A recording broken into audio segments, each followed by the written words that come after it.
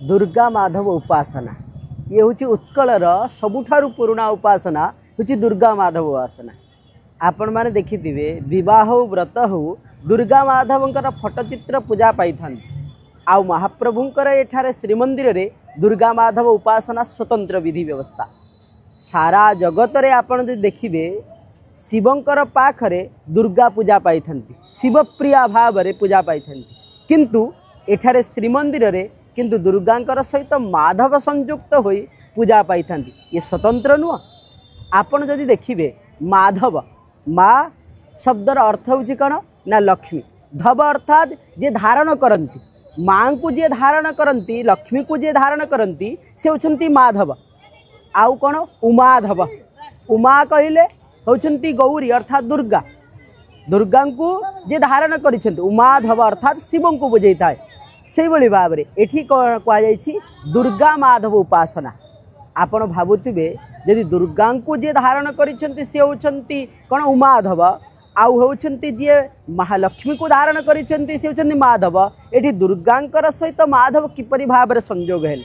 निश्चित भाव में समस्तंकर भितरे एक चिंता थाए कहुई जी होचंती शिव से होचंती विष्णु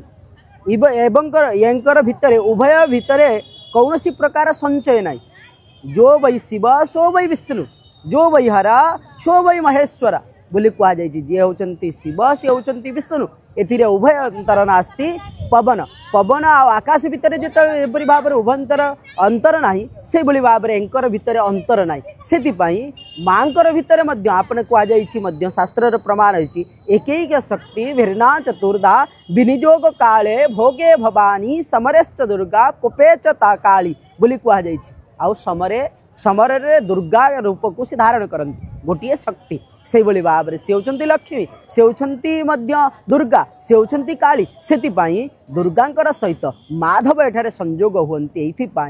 दुर्गति को नाशन करिवे भक्ति को प्रदान करने महाप्रभुंकर ए क्षेत्र में दुर्गा माधव उपासना क्यों अनादि काल आरंभ हो जाइए। पुरुषोत्तम देवंकर कथा जदि आमे चिंता करिबा से दुर्गा माधव को स्मरण करी समस्त प्रकार दुख दुर्दशा आउ तांकर राज्य को फेरी पाई कथा कहुई जे कि पुनर्बार मध्य से विजय लाभ करिसेंती। सेतिपाई दुर्गा माधव को जदि आपण निश्चित भाव में प्रातः समय उठिक जदि स्मरण करती जो दुर्गा माधव स्मरेत से जी स्मरण कर दिए तार समस्त प्रकार कार्य शुभ हो जाए से दुर्गा माधव उपासना ठारे पूजा पाई दुर्गा माधवंकर यात्रा होता है जार नाम शाक्त गुंडिचा कौन पाई आग भिडियो जानिबा। जय जगन्नाथ।